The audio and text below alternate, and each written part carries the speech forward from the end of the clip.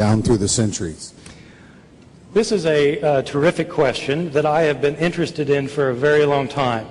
My first interest in this particular question about the accurate preservation of the Gospels started out when I was a student at Moody Bible Institute.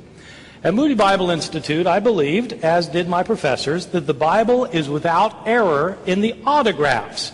In other words, the originals of the New Testament did not have mistakes in them, even if subsequent copies of the New Testament may have mistakes in them. The problem is, we don't have the originals of the New Testament. What we have are thousands of copies of the New Testament that were made, in most cases, centuries later. We don't have the originals. We have copies made centuries later. These copies that were made centuries later contain numerous mistakes, thousands of mistakes, tens of thousands of mistakes, hundreds of thousands of mistakes. This was a problem for me at Moody Bible Institute, and I decided that I wanted to learn more about the Greek manuscripts of the New Testament. I went to Princeton Theological Seminary to study with the foremost scholar in the field, Bruce Metzger. I devoted years of my life to this study. This has been the core of my research for the past 30 years. At some point, I came to the realization that my belief in the inerrancy of the autographs didn't make sense.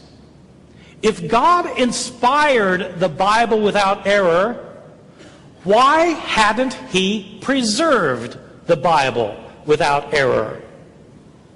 I couldn't think of a good answer then, and I still can't think of a good answer now, even though I think I've heard every answer ever proposed. I couldn't any longer believe that God had inspired the originals because I was sure He had not preserved the original. Let me tell you now what I think about this entire situation, which is that we cannot know whether the Gospels have been preserved accurately through the ages, and I'm going to try and illustrate with you by explaining how it worked. Take the Gospel of Mark. Whenever Mark was written, say it was written in the year 65 or in the year 70, in the city of Rome, say, I don't know where it was made. Whoever wrote Mark put it in circulation, and somebody copied the Gospel of Mark. Then somebody copied that copy, and somebody copied the copy of the copy. Then somebody copied the copy of the copy of the copy of the copy. And we don't have any of those copies. Everybody who copied the text made mistakes.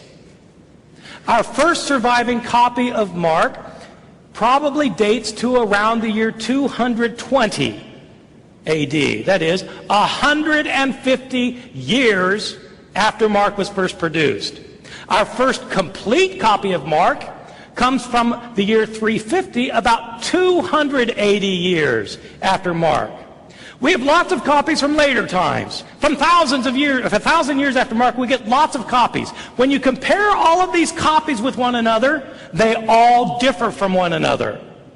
And what is striking is that these views are taught at virtually every institution of higher learning in the entire world that is not fundamentalist or evangelical Christian.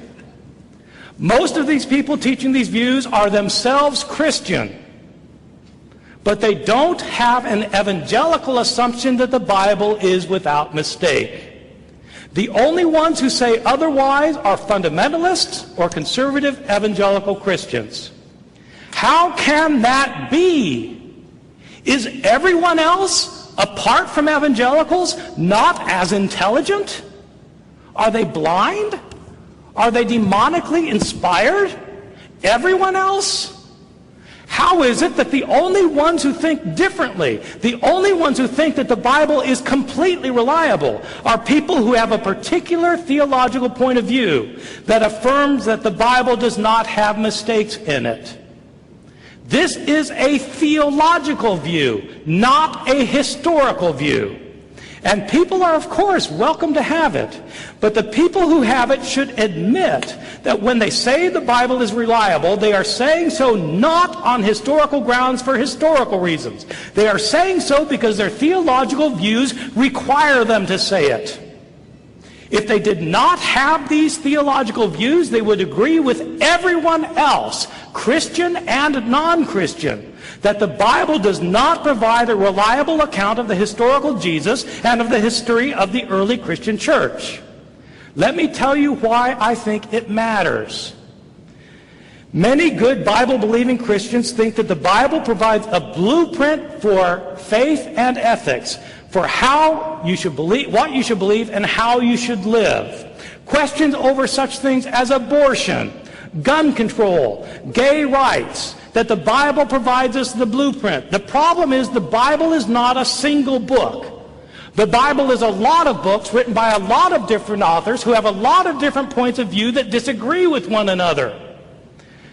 This means that we should not be dogmatic about what we think and insist that what we think is what the Bible teaches. The Bible teaches lots of different things. The Bible welcomes lots of different views, and we should too.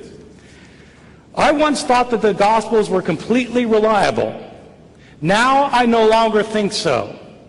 It's not that I decided to jump on the scholarly bandwagon and abandon my evangelical faith. I looked long and hard at the evidence. I studied it for years. I grappled with it. I prayed over it. I talked it over with friends and loved ones. And eventually I came to see the truth. The Bible does not provide a reliable account of the things Jesus said and did. I know most of you will not change your mind. But I hope you realize that people like me come to this question honestly and openly, not trying to destroy the faith of others, but simply searching for the truth. I hope you too will be honest and open and not be afraid to go wherever the truth seems to lead. Thank you very much.